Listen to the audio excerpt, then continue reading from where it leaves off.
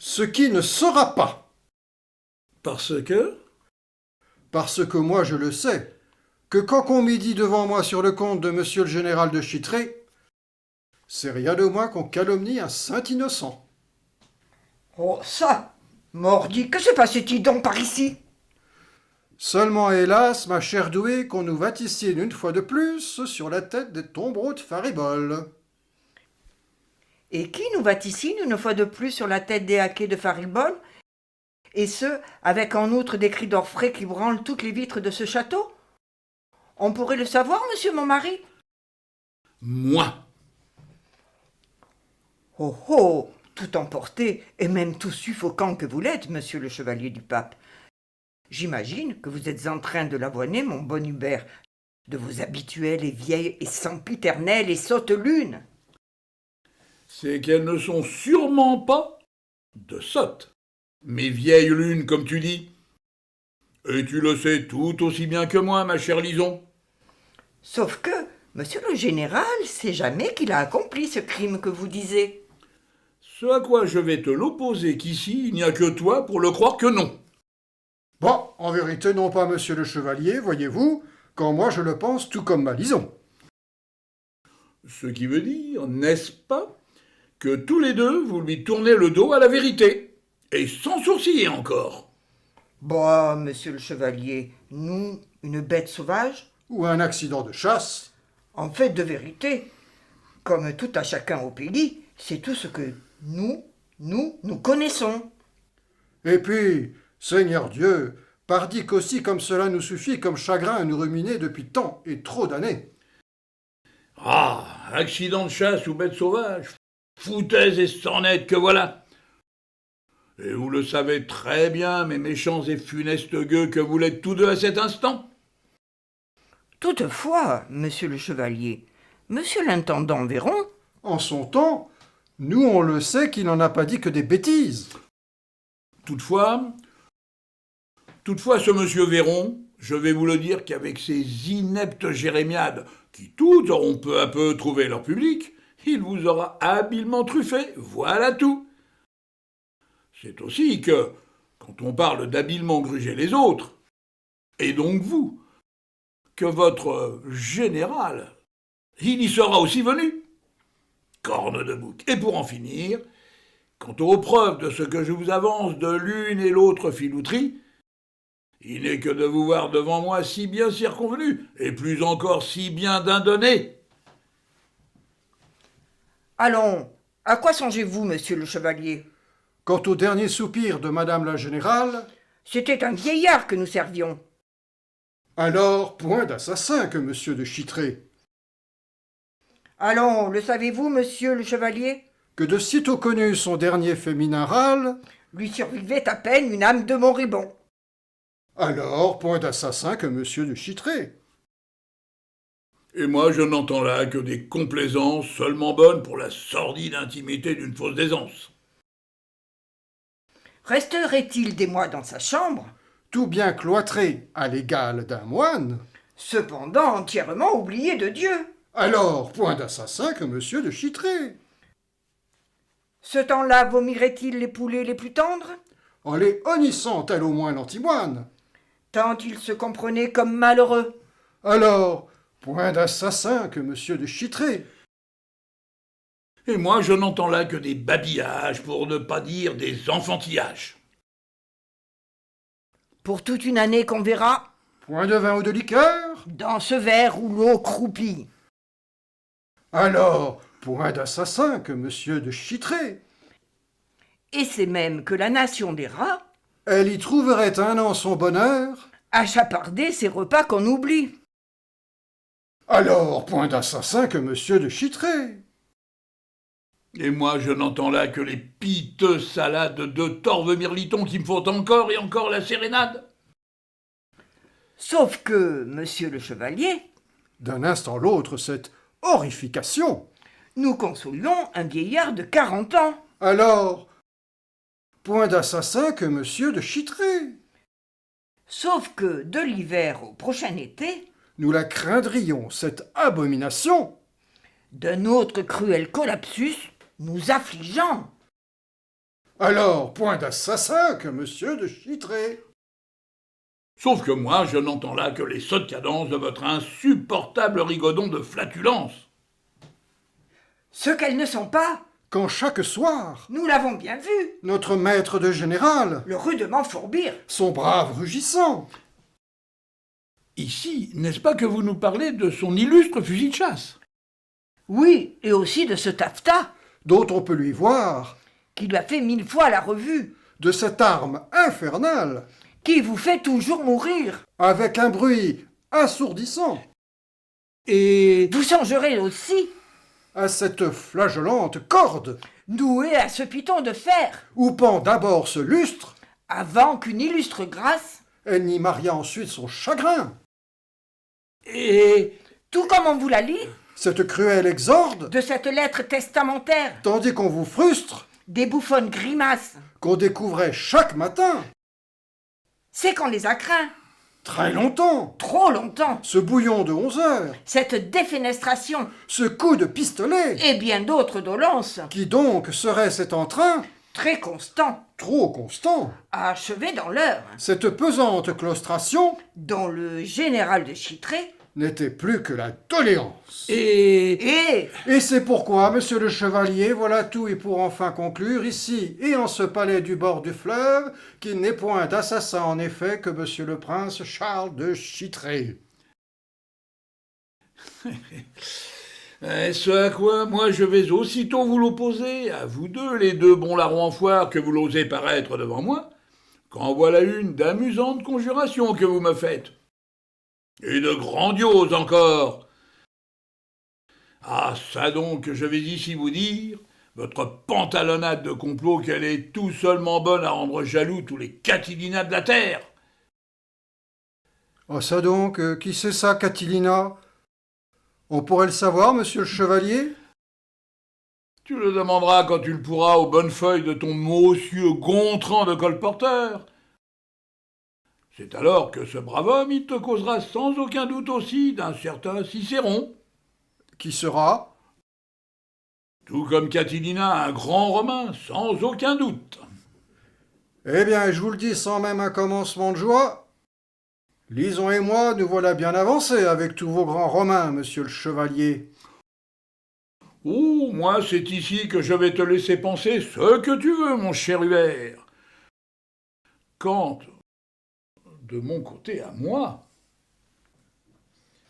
quand de votre côté à vous, monsieur le chevalier, quand j'y pense de mon côté à moi, à ce que votre général de maître en effet que pour finir, et quel beau courage que voilà, il ne la mettait, hélas, point à exécution sa menace d'en finir, justement.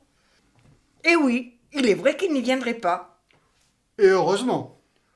En vérité, En vérité, Si monsieur de Chitray il renonçait au bouillon de 11 heures, à la balle dans la bouche, et à la pendaison au grand lustre du vestibule, c'est qu'il y avait une bonne raison à tout cela. qui serait, quelques livres, somme toute, qui seront, cette toute petite chose que l'on confie à une brave nourrice. qui sera, Moi, toi. oui, moi. Ainsi donc, tu nous as joué les nourrices. Et pourquoi pas, car j'en avais bien assez du lait pour deux quand je la nourrissais, ma petite Marion. C'est ici qu'on vous parle de ma fille, monsieur le chevalier. Ça, toute chose que tu n'avais pas besoin de nous dire, mon cher ami, quand on te connaît à cet instant tout roucoulant, tel le mirifique pan. Et, ma bonne Lison, c'est quelques livres somme toute. Par quelle opération du Saint-Esprit les auras-tu tenus? De monsieur le général soi-même. Eh tiens, bien entendu qu'il ne me déçoit en rien de l'entendre, ce guilleret héritage de nouveau-né. Et qui aura-t-il engrossé cette fois comme fille de ferme notre éternel grivois général? On pourrait le savoir? Parce que vous ne savez pas Et que devrais-je savoir? ce que tout à chacun sait ici dans ce château. Ah ça! Mais de quoi nous parles-tu, ma chère Lison? Par Saint Cucufa, vas-tu enfin nous la coucher pour ce qu'elle est, ton inénarrable et amusante péripétie de corneau? De quoi que je veux parler comme péripétie de bâtard de nourrisson, monsieur le chevalier, dites-vous. Mais enfin, et tout de même, ne nous dites pas à l'encan que vous l'ignorez le tout du pourquoi du comment. Oui, en effet, qu'en cette affaire, que oui, que je l'ignore. Et même, vois-tu que c'est du plus petit au plus grand des détails? Cadédis, quand vous me dites tout ça, que vous savez rien sur rien, voilà qui me surlecute, monsieur le chevalier. Et même, voyez-vous que c'est beaucoup que cela me surlecute. Et pourtant, il en est bien ainsi, comme je puis te le jurer. Ah ça, Lison, donc vas-tu enfin me croire? C'est que moi, pour vous dire le fond de ma pensée, il y a que j'en doute encore un peu que je puisse vous croire.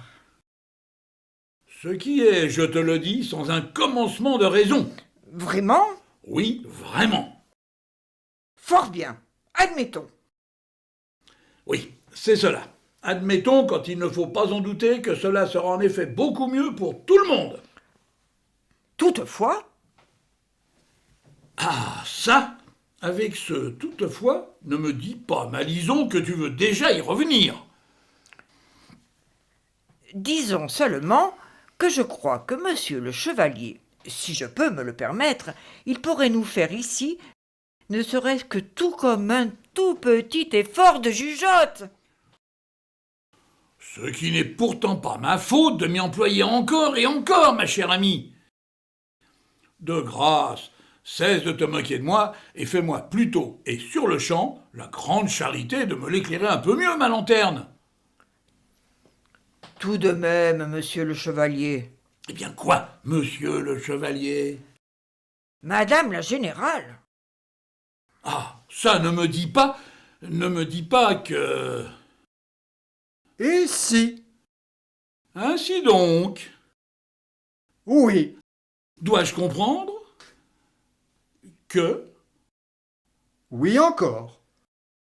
Franchement, et tout de même, avouez qu'en cette affaire que vous avez la comprenette un peu lente, citoyen. Sauf que toi, je t'interdis de m'en donner du citoyen.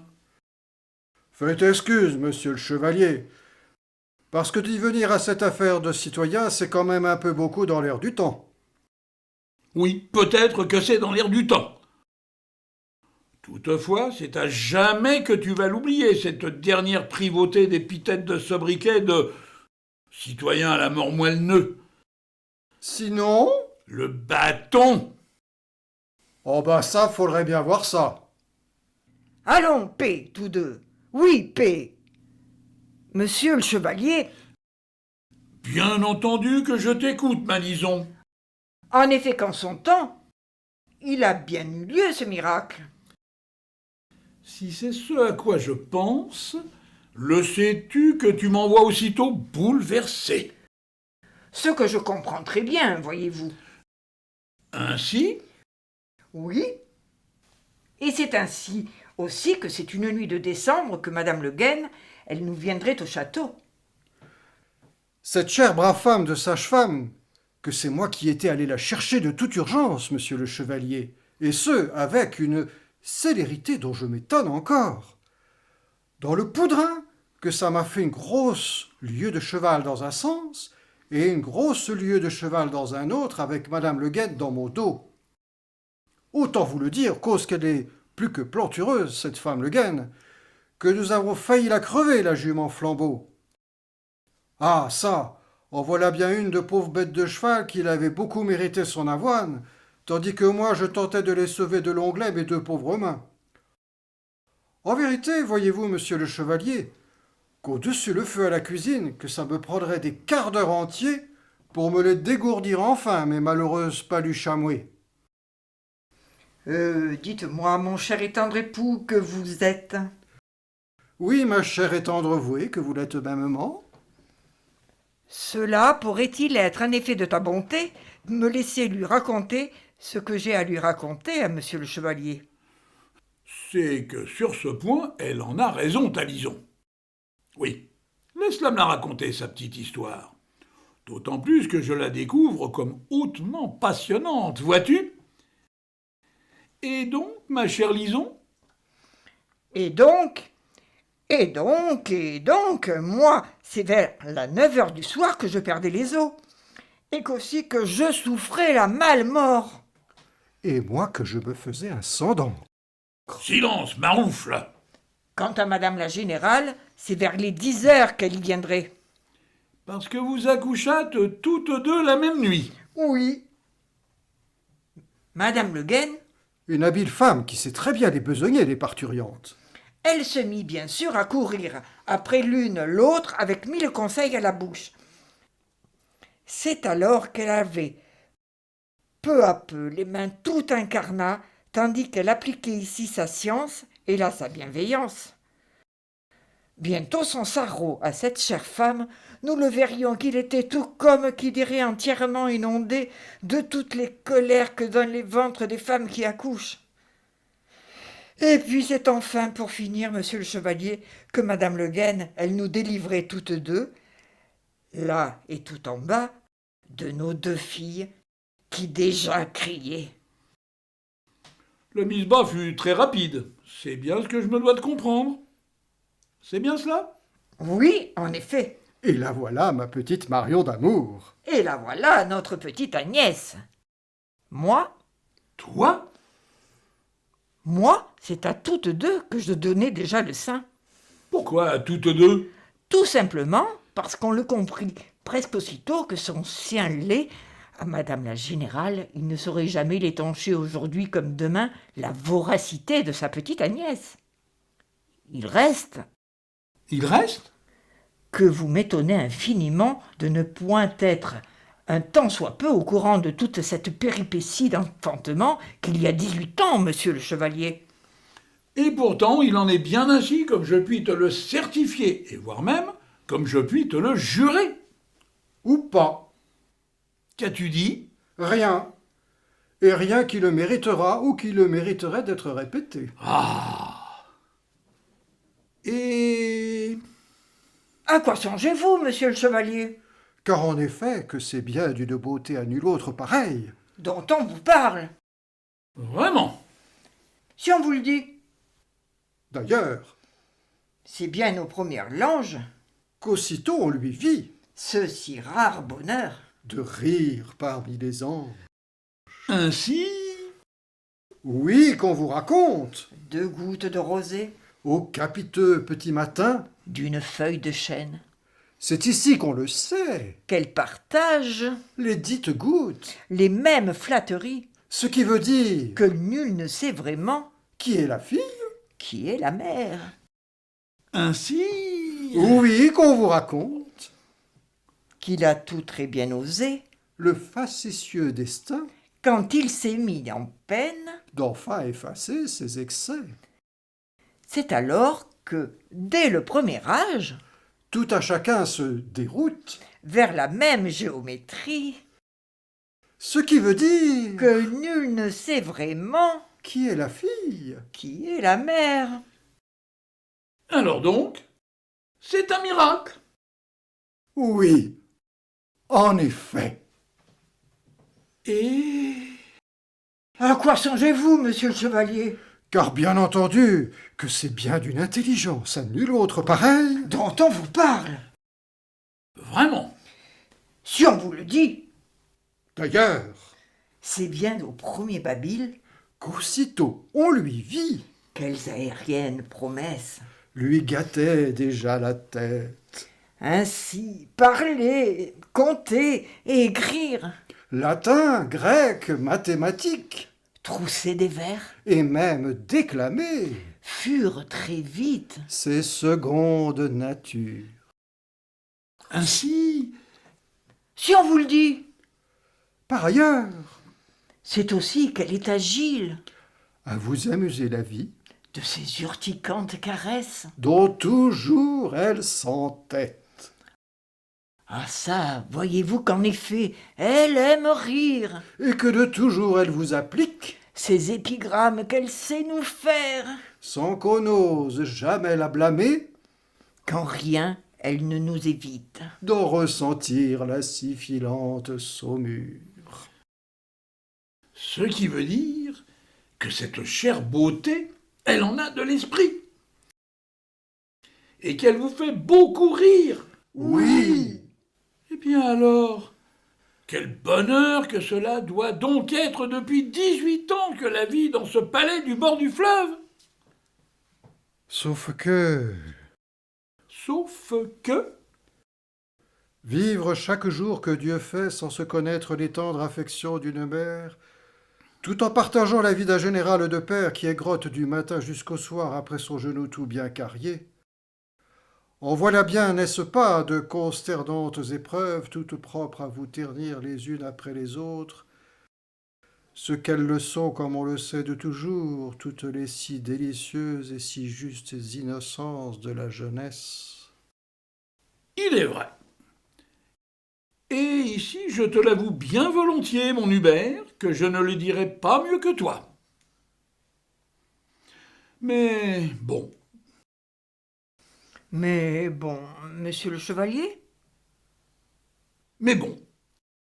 Et comme je vous l'ai déjà maintes fois dit, sans doute qu'un trait de scie en son temps nous aurait tout épargné de ces 18 années du lugubre et inutile continuum de ces jérémiades-là.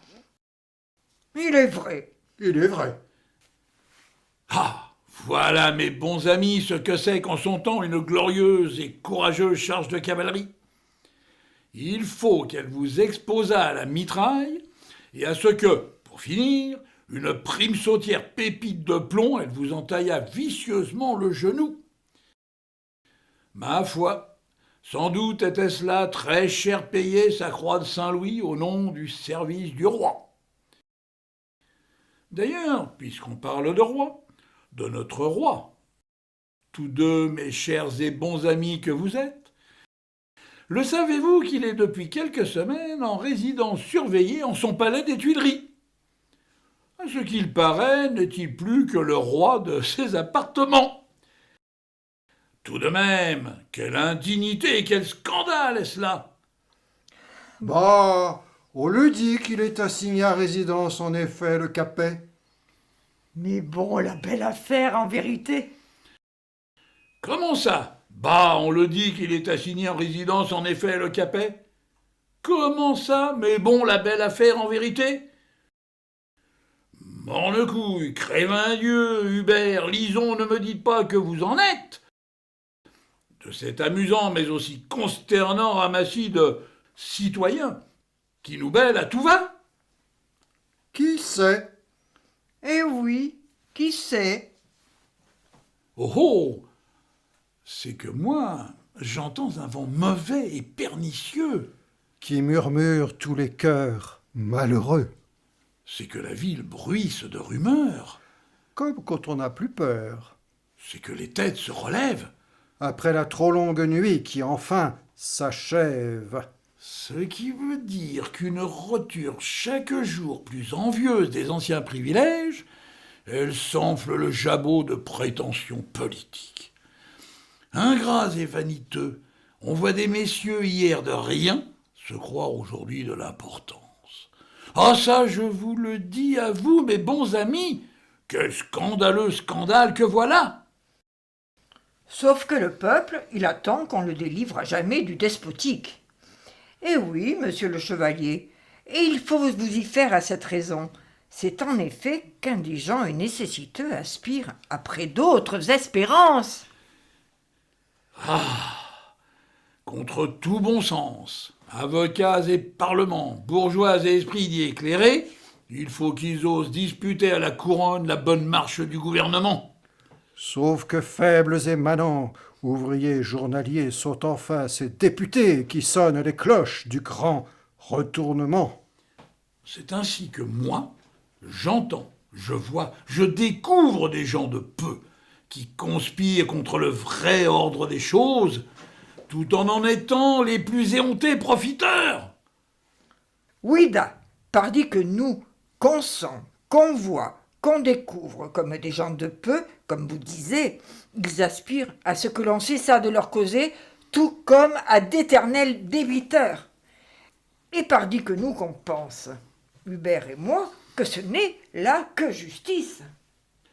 Allons, je vous le dis, que ce n'est pas à certaines créatures, quand elles ne le sont que d'un pavis de mercanti, qui doivent gouverner ce royaume, mais seulement un monarque de droit divin. En effet que c'est le peuple en son rassemblement de ses députés et de ses partis qui doivent tenir les rênes de notre nouvelle Rome. Oui, c'est le peuple et le peuple lui seul qui doit être le souverain. Pas plus qu'il ne doit l'être de dévolu, ce pouvoir, à ces traîtres de nobles qui en sont du Parlement, ni à ces princes de l'Église qui, eux tous, nous les renient sans vergogne et chaque jour leur haute naissance. Bah, monsieur le chevalier, peu nous importe à nous, du peuple, tous ces aristocrates qui ne sont en vérité que d'inutiles arrogants, tout comme nous les vomissons pour toujours les sempiternelles bêtises de ces calotins, tout bien grimés qu'ils sont par les éternelles dentelles de leur suffisance. Par le Christ, Malison, mon Hubert, tous ces misérables dont je ne vous fais pas l'éloge, ce ne sont là, comme je le sais, que des coquins de traîtres qui n'aspirent qu'à saper, qu'à miner, et pour finir qu'à ruiner l'autorité du roi, jusqu'à ce qu'elle la soit enfin et à jamais par terre. Eh tiens, c'est que le sursaut de colère, il nous prend très vite à nous du peuple, quand on est dévoré par la famine et qu'on se croit des citoyens jamais oubliés par les faveurs même les plus légères. Ah, ça, Dieu! Et maintenant que je vous ai dit tout ça, je vous le demande, vers quel avenir allons-nous, mes chers amis? Monsieur le chevalier, vers la République, tout simplement. Tout comme on exige du plaisir de la part d'une fille publique. Tout simplement, aussi.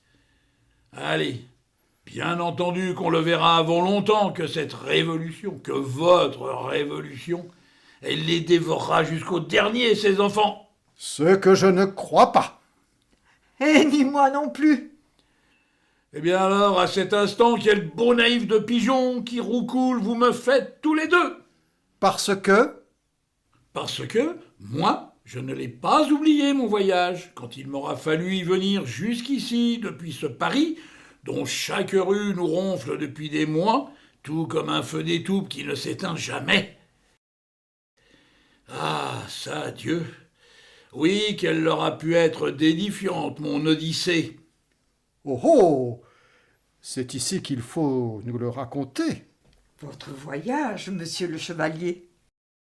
Sans doute qu'il va nous en donner à nous, les damnés de la terre, des espérances. Et de grandes. Et donc, ce voyage, Inconfortable au possible. parce que, Une brinque-ballante berline de louage, à peu près tirée par 4 chevaux de remonte. Oh, bah ça tout de même, la belle affaire. quand monsieur le chevalier, Lui, quant à ses siennes pergustations, il a toujours un cul de posé entre 4 roues. quand nous, lieu après lieu, c'est toujours qu'on se traîne, pas après pas, sur chaque route, Et ce n'était pas le tout, voyez-vous. parce que, Il y a ces deux messieurs qui m'assassinent de bavardage à chaque chaos qu'il me faut subir. Oh, bah ça, qu'est-ce que cela peut bien lui faire? à notre monsieur le chevalier, Qu'on lui fasse la conversation et qu'on l'assiège de 1000 paroles, même inutiles. quand nous, lieu après lieu, c'est toujours qu'on continue d'avancer pédibus jambis sur chaque route. Qu'est-ce que ça peut bien me faire? Oui, Qu'est-ce que ça peut bien vous faire? C'est qu'on s'enquiert. Tiens donc, et de quoi? Et de ceci, et de cela. D'où je viens, où je vais, qui je suis, qui je ne suis pas. Suis-je marchand? Suis-je rentier? oh oh, ce qui ressemble tout comme à un interrogatoire. En bonne et due forme. En effet. Et en vérité, de quel droit tout de même? Oui, en effet. Et de quel droit tout de même? Et qui les posait, les questions? Lui et l'autre. Qui seront? Qui seront? D'abord cet homme-là, qui a dû être beau, Sa taille? Interminable. Sa corpulence? Pour le moins ascétique. En vérité, pour ne pas dire famélique. Vêtu tout comme? Tout comme un notaire. Parce qu'il était en noir? Oui, en effet. Sa mise? Propre. Très propre et même très sévère. Voilà qui est fort intéressant. Parce que Peu vous importe. Et l'autre homme? il était moins avenant. Parce que, La petite vérole, sans aucun doute. tout de même, il n'était point repoussant. Comme je l'ai dit, seulement moins avenant. Sa taille? Fort commune. Sa corpulence? Celle des plaisirs de la table. Donc, tous les airs d'un bon vivant. Et oui, que ce fut là ma seule et unique expertise. Et ses habits? Je les estimerais trop étroits, mais de soie et de satin. Donc, un homme de bien. Qui sentait son notable, comme tu peux déjà t'en convaincre fort avant, ma chère Lison. Était-il tout en noir? Tout comme son compère? Non point. Et donc?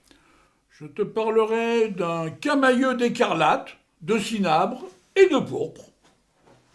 Oh oh, ne sont-ce pas là les habits de riches? Ou pour le moins de bourgeois. Voilà qui est fort intéressant. Parce que